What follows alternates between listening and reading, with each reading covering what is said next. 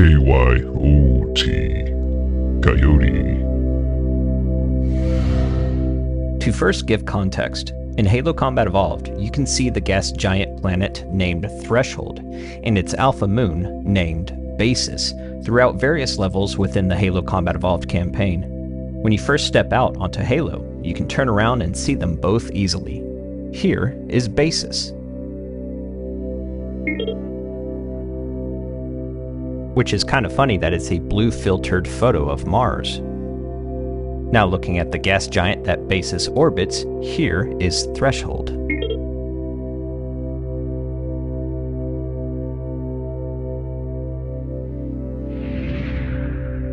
Fast forward to Halo 2, as the Arbiter, you must eliminate the heretic leader.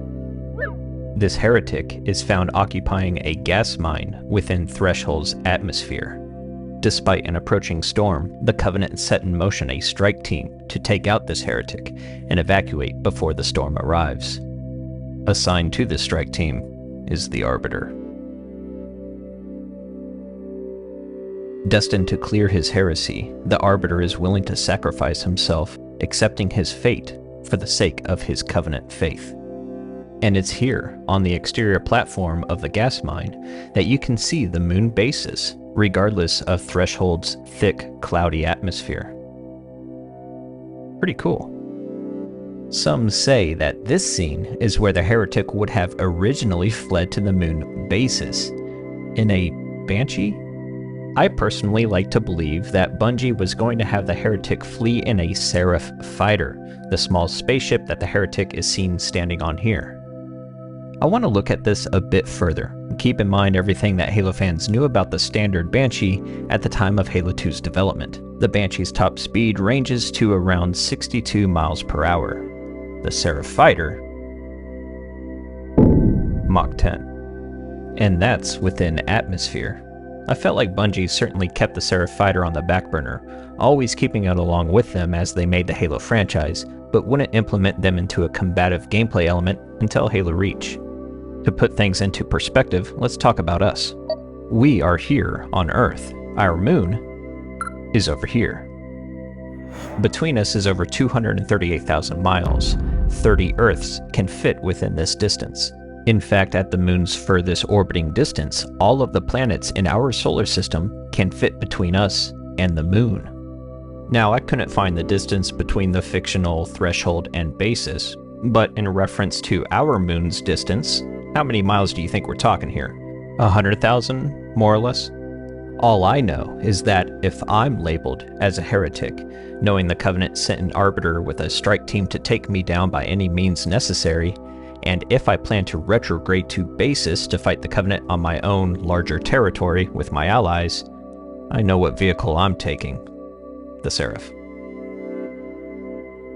If Bungie had created the Banshees fit for space combat in Halo 2, where the heretic would take one of these and escape to Basis, that would be a little more believable. Although with the energy shields that Seraph fighters are equipped with, and its more robust design, to include the fact the heretic essentially had one in his garage, I believe Bungie wanted the heretic to escape in a cool Seraph fighter. And I appreciate how we get to go against the Seraph fighters in Halo Reach.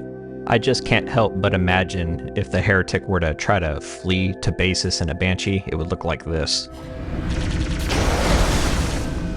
Heretic is down. Hail to the Covenant. Plans changed. Bungie cut going to Basis in the Halo 2 campaign, and instead the Arbiter faces off with the heretic underneath the Seraph fighter.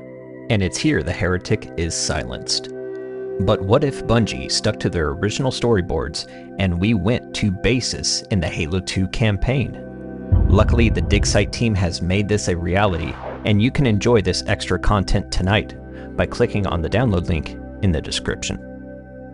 When Installation 04 was destroyed, debris from the installation impacted the nearby moon of Basis.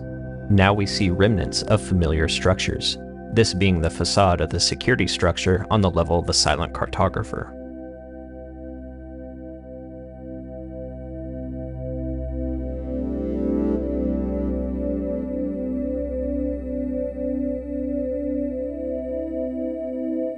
Flung out into space, with its crash landing position already in view.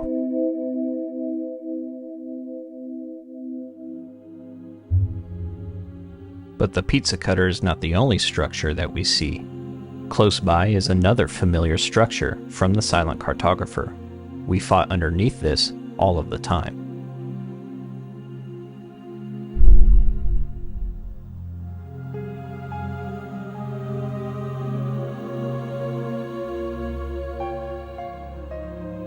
Pressing forward through the level after destroying the mortars, we see one of the ring's sails.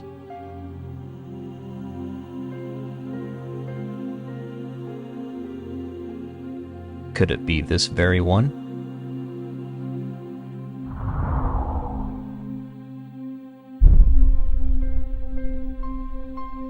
Making our way towards the heretic that escaped to bases, we find ourselves in the center of a massive room.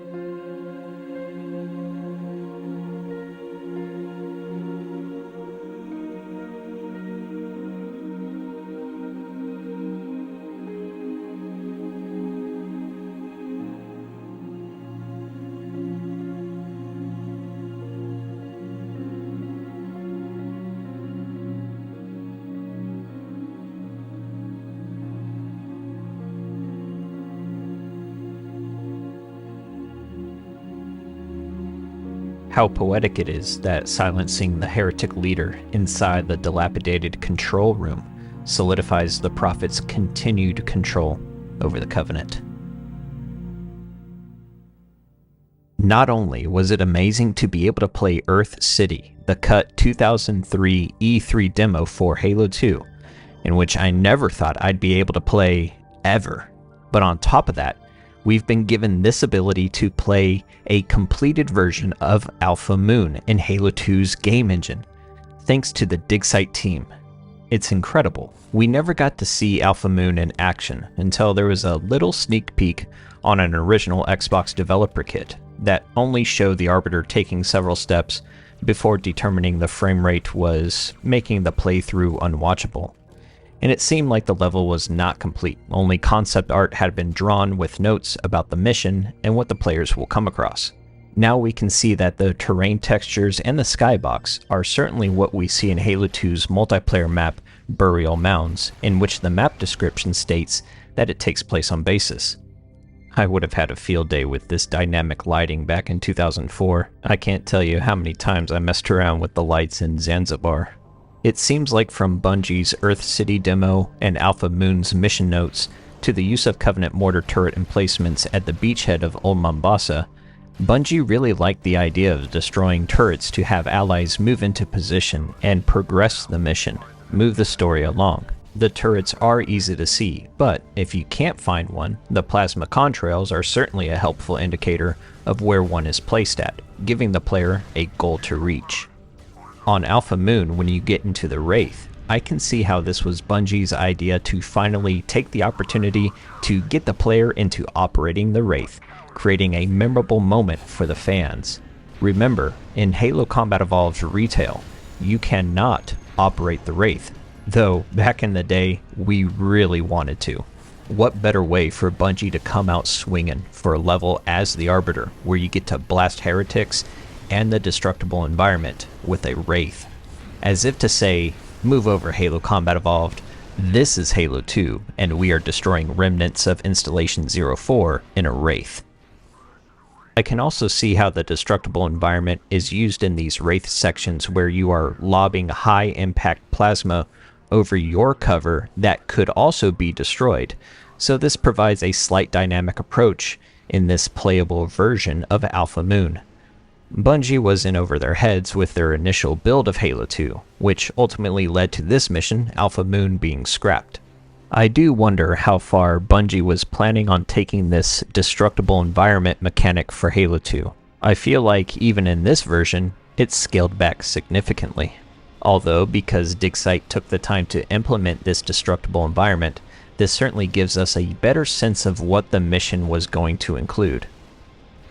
You will also come across an ambush in which, on heroic or legendary difficulty, may make you want to dismount from your wraith and take on the heretics on foot, weaving your way around the destroyed environment. This makes the player consider using their camouflage at the opportune moments and capitalize on boarding enemy vehicles, or in this case using the stationary plasma turret to deal some considerable damage on these wraiths.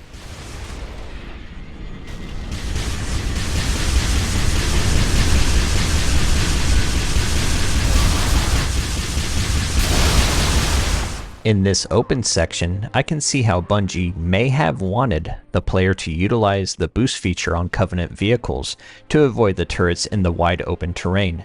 This feels like a precursor to some of Halo 3's open mission design sections. If you don't have a vehicle, you could bound between the destructible environment, and utilizing your timed active camouflage. Then close in on the heretic leader in a hauntingly familiar structure. The control center in ruin. This is neat to play Alpha Moon, yet I can see how Bungie saved a lot of time ensuring the heretic leader did not escape the gas mine alive. And even if Bungie did implement Alpha Moon, you still cannot convince me that the heretic leader opted to take a Banshee as opposed to the Seraph fighter. Despite the level's destruction, this playable version of Alpha Moon symbolizes Bungie's ambitions for Halo 2, a time never again, resurfaced by Digsight.